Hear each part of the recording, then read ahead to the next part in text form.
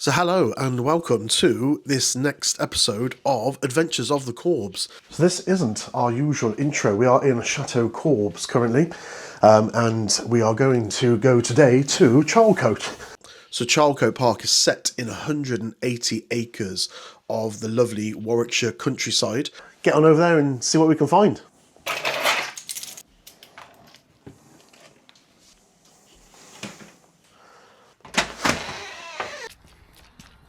Sorry.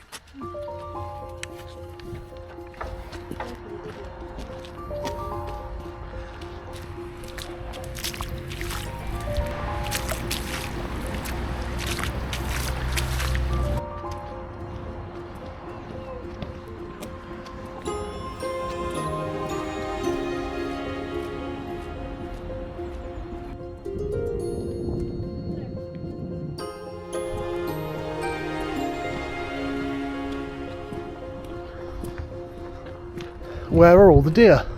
Oh, there they are, over there.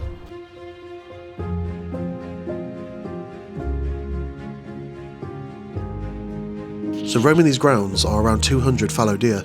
What makes this herd truly unique is that it contains all four colorations of the species, a rare sight to see in one place.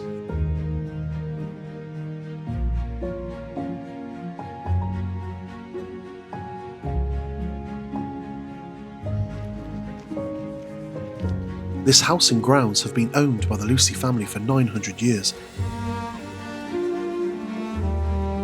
In August of 1572, Queen Elizabeth I stayed here for 2 nights as part of the royal progress across the Midlands.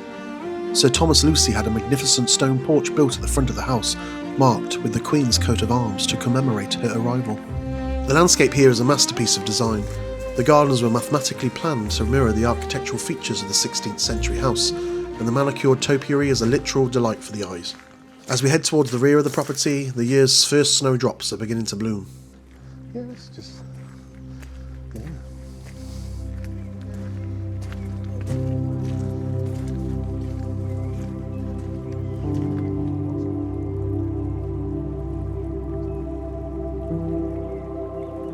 The grounds are shaped by the River Dean and the River Avon. As you can see, the rivers are currently in flood, reclaiming the banks for a moment.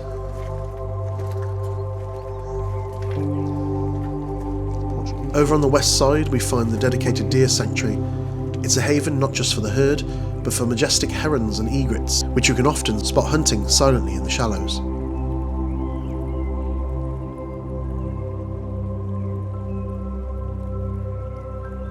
Please bear with me, my wildlife filming skills are still a work in progress. I'm still learning the ropes, but the beauty of this place was just too good not to share, even if the footage isn't quite perfect yet.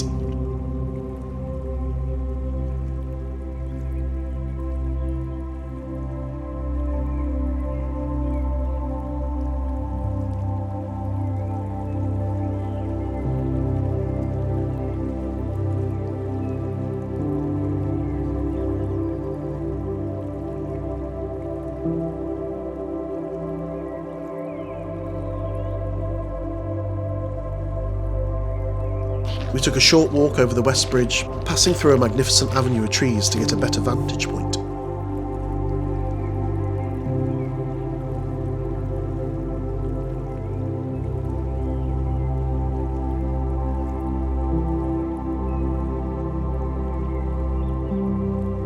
There's something incredibly soulful about watching a heron at peace, nestled away, undisturbed in a quiet corner of the estate.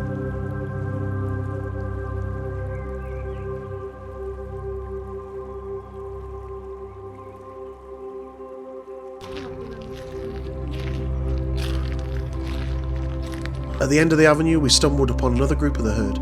This is where you can really appreciate those 4 distinct colour variations standing side by side.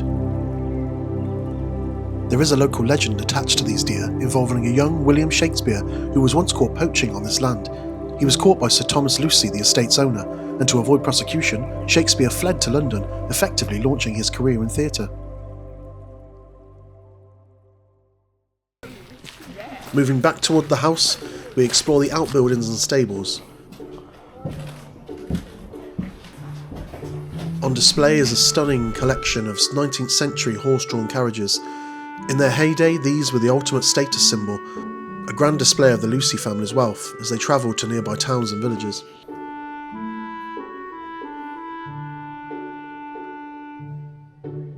Next door we step into the old kitchen. While the floor dates back to the Tudor period, the scene before us is pure Victorian. It's filled with gleaming copper pots and era-correct jelly moulds. This space actually evolved over time. It began as a bakehouse but was converted into a laundry during the Victorian era. The wet work happened down here on the ground floor, while the now absent upper floor was used for drying and ironing. We then step into the brewery. This was the heart of the estate's self-sufficiency.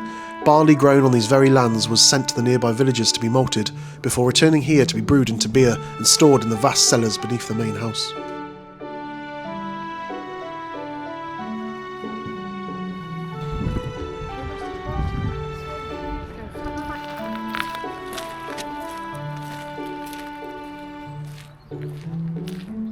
That concludes today's adventure. I hope you enjoyed this calmer pace and the incredible history of Charlecote Park. I'll be back out on the trails again very soon for more adventures of the Corbs. Thanks for watching, and I'll see you on the next one.